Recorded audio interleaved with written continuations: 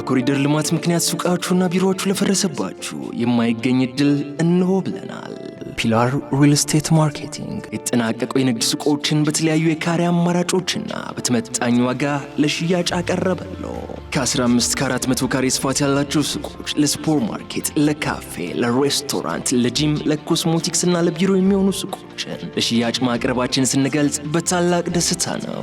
በ35 በመቶ ቅድመ ክፍያና 50-50 የባንክ ብድር አመቻችተንም እንጠብቆታለን። ምን ይሄ ብቻ! ዘመናዊ አፓርትመንቶችን ጠቅላላ ዋጋ ከ7 ሚሊዮን ብር ጀምሮ በቦሌ ደንበልና ገርጂ ሳይት እስከ 12 በመቶ ቅናሽ አድርገን ሽያጭ ላይ እንገኛለን።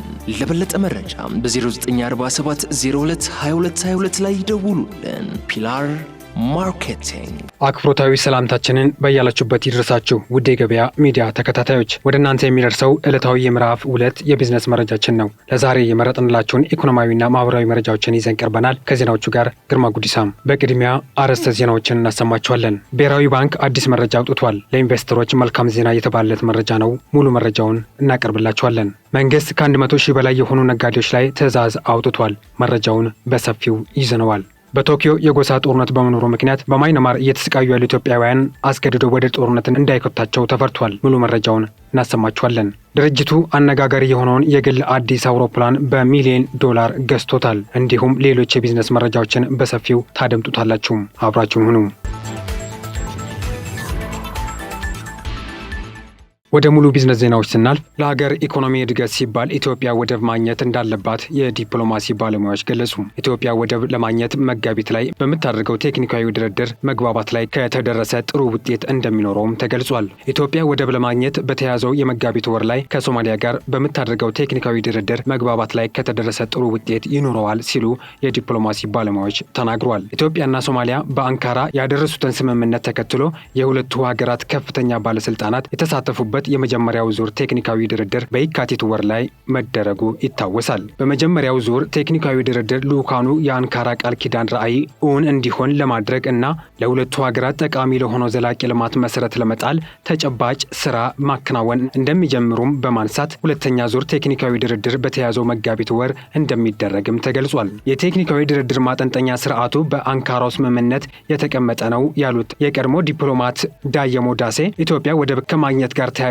ወጪዎችና የደህንነት ጉዳይ ላይ ማተኮር እንዳለባት ገልጸዋል። እንዲሁም የወደብ አጠቃቀም ህጎችና የኢንቨስትመንት መንገድን በተመለከተ ከኢትዮጵያ በኩል የሚነሳ መሆኑን ገልጸው ከድርድሩ ጥሩ ውጤት እንደሚጠብቁም አንስተዋል። የቀድሞ ዲፕሎማት ዶክተር ተሻለ ሰብሮ ድርድሩ እዚህ ደረጃ መድረሱን አድንቀው ከዚህኛው ድርድር ጥሩ ውጤት እንደሚጠብቁም አንስተዋል። ኢትዮጵያ የትኛውን ወደብ ታገኛለች፣ በምን ያህል ስፋት፣ ለምን አገልግሎት የሚውል የሚለውን በቴክኒካዊ ድርድሩ ላይ መነሳት ያለባቸው ነጥቦች መሆናቸውንም ገልጸዋል።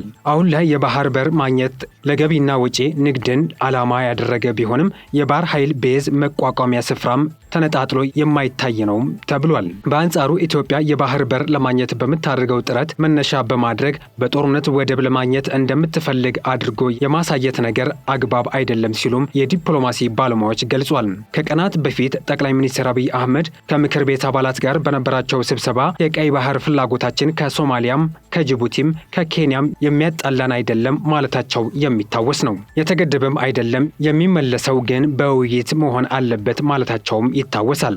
እንዲሁም ከሰሞኑ ከኤርትራ ጋር ግጭት ይነሳል የሚል ስጋት እየተንጸባረቀ መሆኑን አስታውሰው መንግስት ለቀይ ባህር ሲል ኤርትራን የመውረር ፍላጎት የለውም፣ ፍላጎታችን መነጋገር ነው ብለዋል። በተጨማሪም የዓለም ሀገራት የኢትዮጵያ የባህር በር ጥያቄ ተገቢነት ስለማመናቸውም አብራርተዋል። ኢትዮጵያ ለዘመናት ወደብ አልባ ሀገር ሆና ብትቆይም በኢፌዴሪ ጠቅላይ ሚኒስትር ዶክተር አብይ አህመድ ተነሳሽነት ሀገሪቱ ወደብ ታገኝ ዘንድ እየተደረጉ ያሉት ስራዎች ተስፋ ሰጪ ሆነው ተገኝተዋል። በ20 ሚሊዮን የአሜሪካን ዶላር ማስፋፊያ ስራ 6000 ሰራተኞችን ማስተናገድ የሚችል የመኖሪያ ህንፃ እየገነባ መሆኑ ኢንቴክስ ቴክስታይል አስታወቀም። በአዳማ ልዩ የኢኮኖሚ ዞን የሚገኘው ኢንቴክስ ቴክስታይል ኃላፊነቱ የተወሰነ የግል ማህበር የኢንዱስትሪው ፓርኮች ልማት ኮርፖሬሽን ዋና ስራ አስፈጻሚ ዶክተር ፍስሐ ይታገሱ የኩባንያው የስራ እንቅስቃሴውን ጎብኝቷል። ኢንቴክስ ቴክስታይል ምቹ የስራ አካባቢ ለሰራተኞቹ ለመፍጠር በማሰብ ለሰራተኞቹ መኖሪያ እየገነባ ሲሆን የጨርቃጨርቅና አልባሳት ስራውን ለማስፋት የሚያስችል ተጨማሪ የግንባታ ስራዎችን በማከናወን እንደሚገኝም ተገልጿል።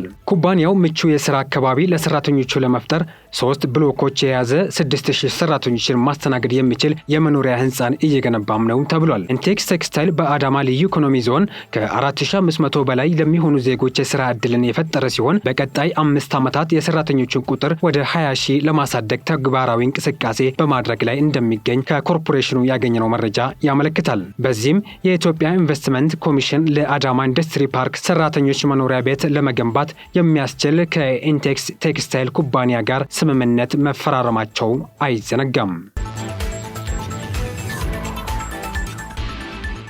ኢትዮጵያና የፈረንሳይ የልማት ኤጀንሲ የ28.5 ሚሊዮን ዩሮ ድጋፍ ስምምነት ተፈራረሙ።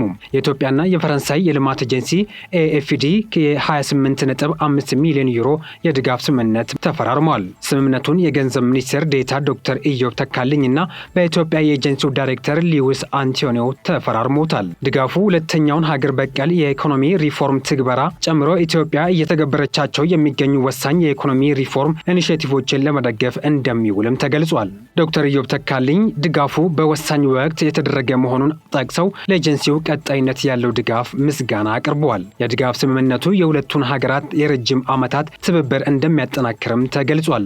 ሊዩስ አንቶኒዮ በበኩላቸው ኤጀንሲው ለኢትዮጵያ የሚያደርገውን ድጋፍ አጠናክሮ እንደሚቀጥል ማረጋገጣቸውን የሚኒስቴሩ መረጃ ያመለክታል። ኢትዮጵያ በ2026 የዓለም ንግድ ድርጅት ሙሉ አባል ልትሆን መሆኑ ተሰማ።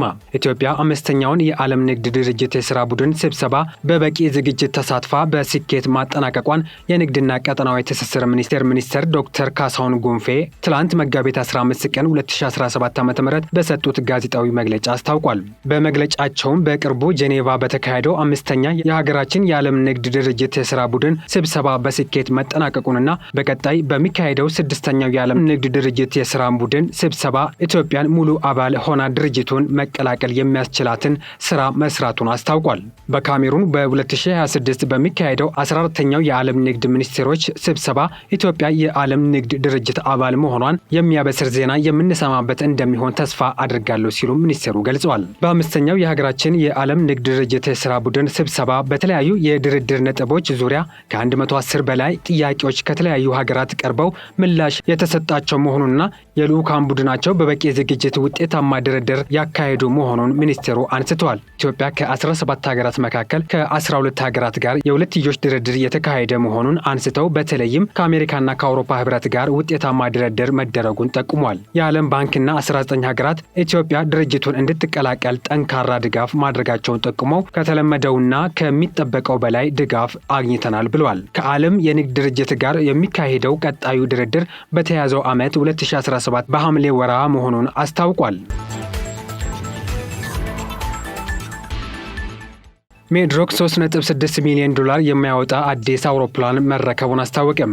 ሜድሮክ ኢንቨስትመንት ግሩፕ $3.6 ሚሊዮን የሚገመት አዲስ ዘመናዊ አውሮፕላን በቦሌ ዓለም አቀፍ አውሮፕላን ማረፊያ በዛሬው ዕለት መረከቡን አስታውቋል።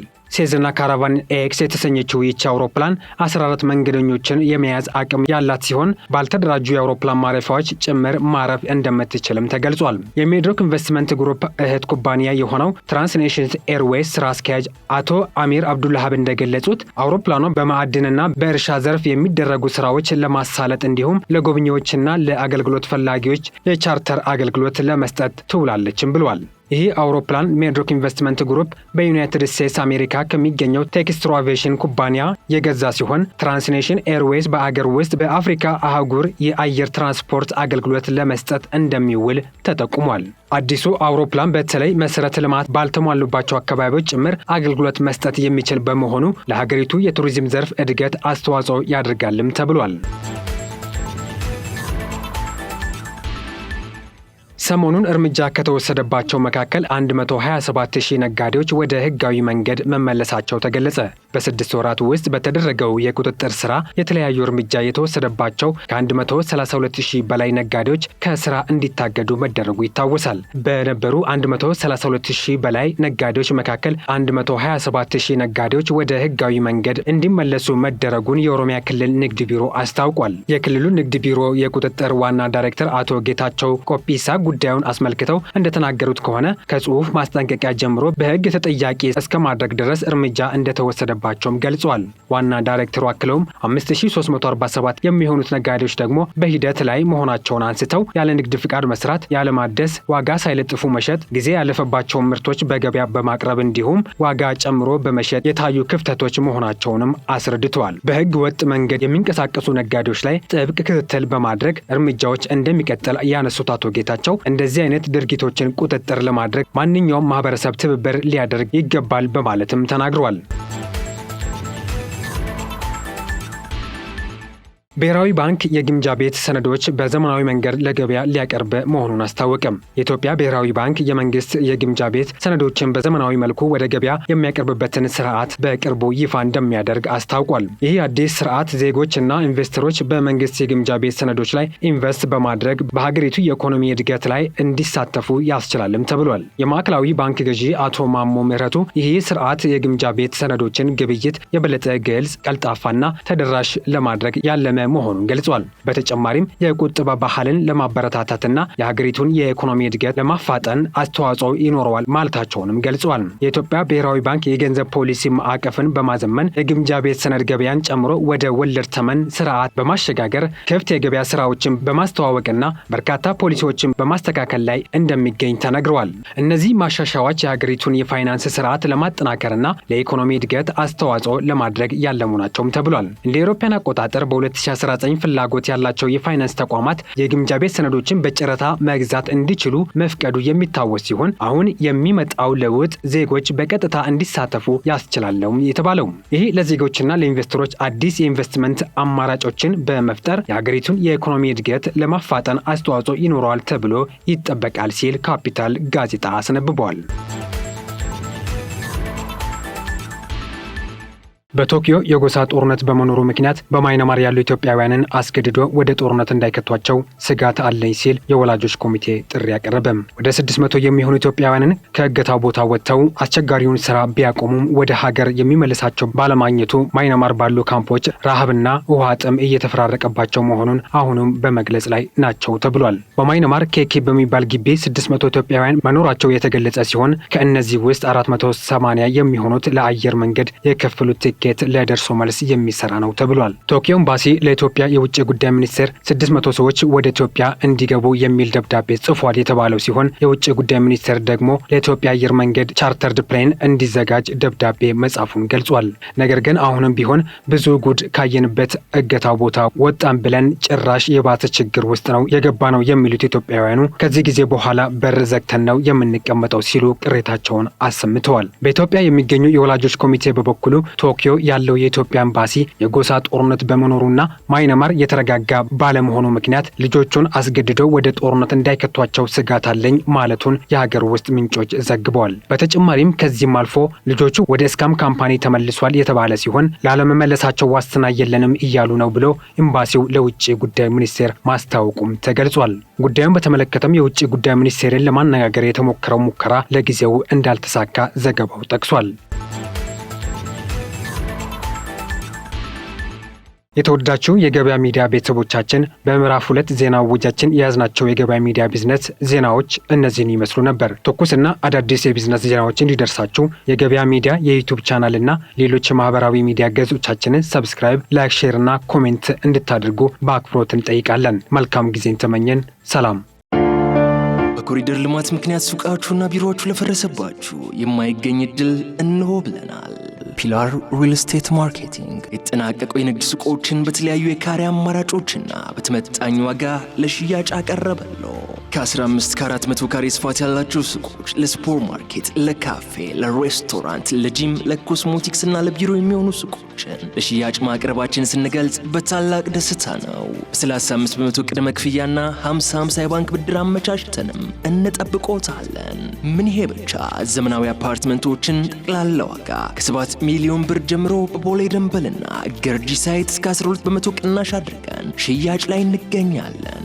ለበለጠ መረጃም በ0947 02 22 22 ላይ ይደውሉልን። ፒላር ማርኬቲንግ